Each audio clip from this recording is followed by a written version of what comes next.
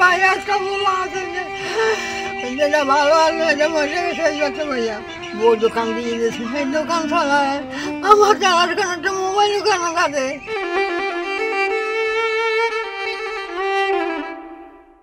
বরগুনার আমতলী উপজেলার চরখালী গ্রামে হৃদয় বিদারক এক ঘটনা ঘটেছে। ৯০ বছর বয়সী মমিনা বেগম নামের এক বৃদ্ধা মাকে খোলা আকাশের নিচে ফেলে রেখে গেছেন তার সন্তান। বর্তমানে ওই বৃদ্ধা একটি পরিত্যক্ত বাগানে পলিথিনের ছাউনি দিয়ে অস্থায়ীভাবে বসবাস করছেন।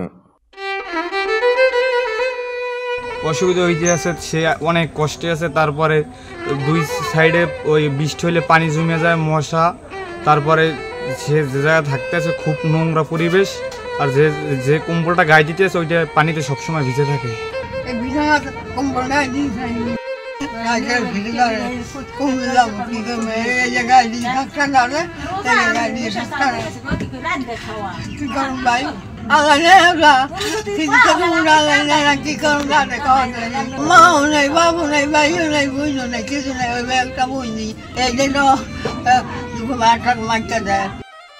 জানা গেছে মমিনা বেগমের একমাত্র ছেলে ইউসুফ ফরিদপুরে তার স্ত্রী সন্তান নিয়ে ভালোভাবেই বসবাস করছেন, অথচ অসুস্থ চলাফেরায় অক্ষম মাকে রেখে গেছেন দূর সম্পর্কের এক আত্মীয়ের বাড়ির পরিত্যক্ত বাগানে। খাদ্য, চিকিৎসা কিংবা ন্যূনতম মানবিক সহায়তা ছাড়াই দিন কাটাচ্ছেন এই বৃদ্ধা।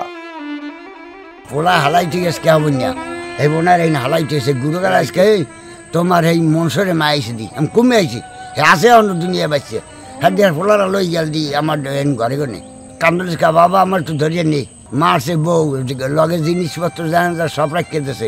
এমন ৫-৬ বছরই আমার ওই জায়গায় আছে, ওই হারাটুকু মুড়ি দিয়ে যায়, ওই আমরা জাফার হয়ে করি।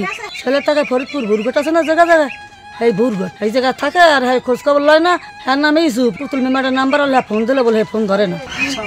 মাই বসে না আসে আমার মা, না কি খায় না না খায় আমার মা, কমে খায় না না খায় আমার কেউ নাই গাড়ি। তুমি তুমি দাঁড়া আমি যখন আসি আমি তোমার জল নিয়ে যাবো।